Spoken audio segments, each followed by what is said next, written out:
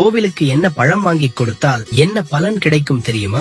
தெய்வத்திற்கு வாழைப்பழம் படைத்து வழிபடுவதால் அஷ்ட ஐஸ்வர்யங்கள், தீர்க்க ஆயுள், நோய் நொடி இல்லாத வாழ்க்கை அமையும். மாதுளை மனதிற்கு புத்துணர்ச்சியை தரக்கூடிய பழமாகும். இதை தெய்வங்களுக்கும் படைத்து வழிபடும் போது வெற்றி கிடைக்கும். பெண் தெய்வங்களுக்கு மாதுளை படைத்து வழிபட்டால் மலட்டுத்தன்மை நீங்கி குழந்தை பேறு வாய்க்கும். ஆரஞ்சு பழத்தை தெய்வத்திற்கு படைத்து வழிபட்டால் வீட்டில் மங்களங்கள் நிறையும். தாலி பாக்கியம் பலப்படும். மாங்கல்ய தோஷம் விலகும். இதனால் திருமண தடை விலகும்.